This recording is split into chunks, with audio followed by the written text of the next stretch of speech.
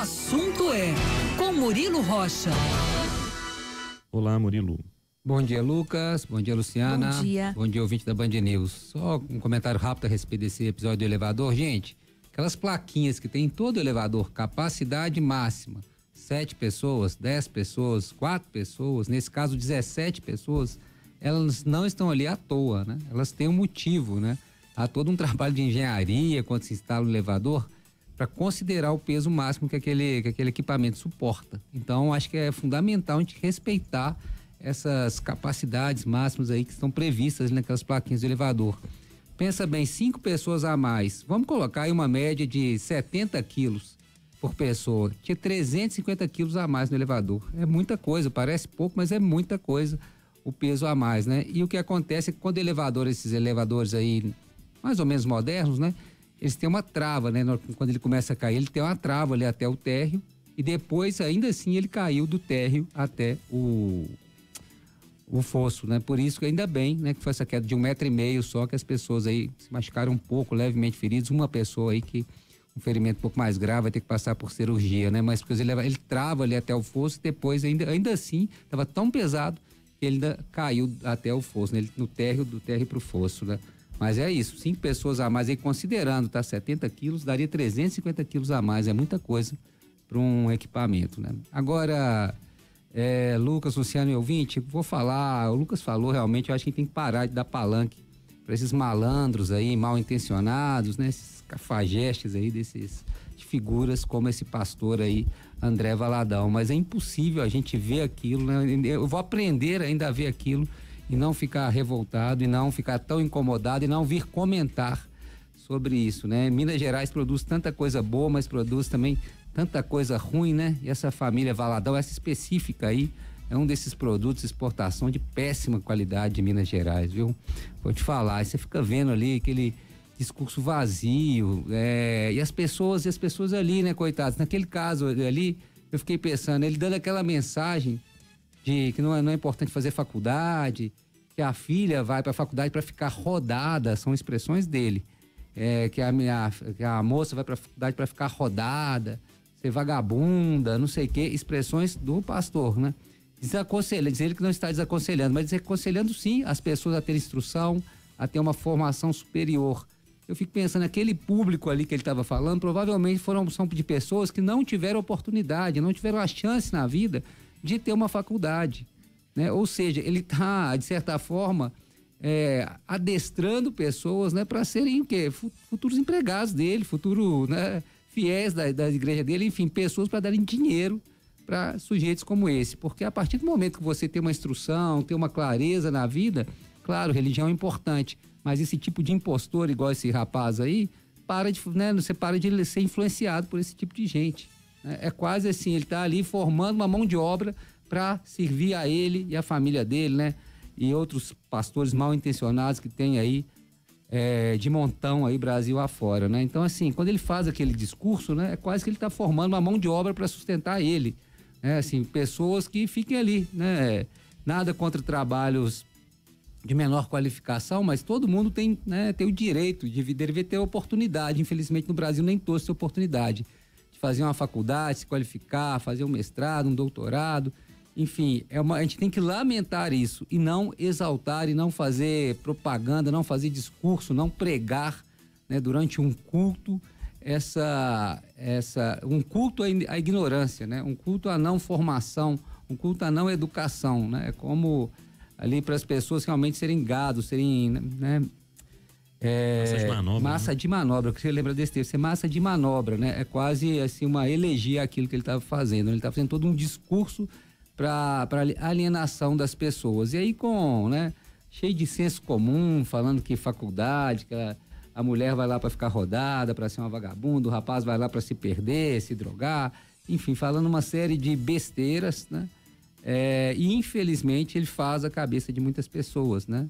Os cultos estão sempre cheios, são transmitidos online, infelizmente, mas assim, essa é uma questão, a gente enquanto empresa, a gente deve ou não ficar, imprensa, né? Deve ou não ficar repercutindo esse tipo de fala. Acho que a gente tem que condenar, mas também tem que tentar dar menos visibilidade mesmo para sujeitos como esse rapaz aí, que sempre, né, sempre só aparece na mídia desses absurdos, e com frequência, né? Durante a eleição, ele apareceu muito, né, no ano de 2022, durante a eleição presidencial, tamanhos absurdos que ele falava ali com frequência para defender um certo candidato, enfim, agora soltou mais essa pérola, mas é lamentável mesmo que tanta gente ainda continue frequentando os cultos e ouvindo e sendo fiel aí às palavras desse sujeito desqualificado, que é esse pastor, né, André Valadão. E eu volto a falar, a pregação dele é de olho na formação de uma mão de obra que um dia vai servir para ele mesmo. Pessoas, né, que infelizmente não vão ter oportunidade de se qualificar e vão cair aí nas palavras, né, cair no golpe de um vigarista como esse sujeito aí, André Valadão. Acho que a gente tem que ser mais crítico, né? Temos que investir muito na formação crítica de pessoas. E aí eu já puxo outro tema, que é a questão do livro, que a gente já comentou isso ontem, o livro lá em Conselheiro Lafayette. A gente no Brasil tem que investir muito nessa formação crítica das pessoas. Não pode dar espaço, a gente não pode ceder à pressão desse movimento que ocorre no Brasil hoje, que é justamente, parece, para alienação, para uma formação não crítica, uma formação acrítica, né? Uma formação extremamente conservadora, no pior sentido dessa palavra, né? Uma formação, uma educação que não prega a mudança.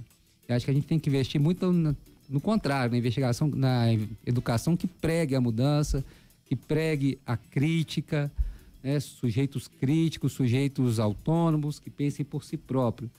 E Conselheiro Lafayette, esse caso lá do Menino Marrom, da obra do Ziraldo, que foi suspensa temporariamente, segundo o prefeito, eu acho que ele errou ao suspender a obra temporariamente, ele falou que foi mal interpretado, acho que a intenção foi até boa, né? Eu vi ele falando depois, né, que era, na verdade, manter o livro, mas qualificando ali, até explicando para os pais e alunos, né, as mensagens enormemente positivas que aquele livro traz, inclusive sobre a diversidade racial, mas eu acho que não deveria ter suspendido temporariamente, não.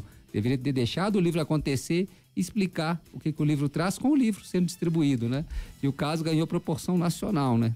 Ontem foi manchete aí, Brasil afora, a nossa Conselheiro Lafayette, que é a cidade, né? Em Conselheiro Lafayette ontem era falado, infelizmente, por um caso. Muita gente chamou de censura, o prefeito disse que não é uma censura, que é uma suspensão temporária, que o livro vai continuar disponível na rede municipal, mas que eles vão agora aproveitar a oportunidade para trabalhar, né, esse livro de uma forma pedagógica mais adequada. Tomara, né, que esse fato realmente resulte numa discussão lá com a comunidade escolar, que envolve os pais, né, os alunos, os professores, enfim, para a gente parar de ficar com esse pensamento obscurantista, né? Os pais falam que um livro como esse incita a violência. Assim, acho que é a hora da gente, né, realmente pôr o pé no freio para a gente refletir sobre o que está acontecendo no país, né? Esse caso lá de Lafayette, ele se repete todos os dias em todo o Brasil, em diversas áreas, né? Não só na educação, a gente vê a medicina no Brasil e a ciência no Brasil andando para trás, né? E na educação esse caso, mas eu espero que realmente a prefeitura pegue esse caso e transforme isso numa oportunidade, né, de ampliar o acesso à literatura infantil de qualidade aí para suas crianças e seus jovens, né? A literatura juvenil também, a gente parou de ler no Brasil, né? A gente lê muito pouco. E aí é uma crítica que eu me incluo, acho que a todo mundo, né? A sociedade como um todo, a gente lê muito menos do que a gente lia antes. E talvez isso explique um pouco desse momento de uma vida quase às cegas aí, de tanta ignorância que a gente vive, tanta escuridão que a gente vive no Brasil. Acho que a leitura sempre foi um caminho de luz, né? Sempre foi um farol aí para a formação de qualidade, né? De crianças que no futuro próximo serão adultos, né? Com a gente assim, a gente espera. O que a gente vê hoje realmente é uma crise, né? Mas aí não é um fator do Brasil, é mundial. Essa questão é uma crise de leitura que leva a uma crise de cognição, né? As pessoas têm problema de interpretação. Pessoas adultas hoje leem uma coisa e não têm capacidade interpretativa. Isso tem uma origem lá na base da formação, né? Aquela questão que chamava interpretação de texto, né? Que a gente lia, aí o professor lá tinha a parte da gramática e a parte da interpretação de texto, né? Você entendeu o que está escrito aqui, fulaninho? Tal, e aí explicava pra gente, né? O que estava ali no texto. Eu acho que hoje as pessoas têm muita dificuldade nessa questão de interpretação de texto, que é uma falha lá uma falha na base. E passa muito pela leitura. Então é isso. Lucas e Luciano, que a gente aproveite essas oportunidades para formar pessoas melhores.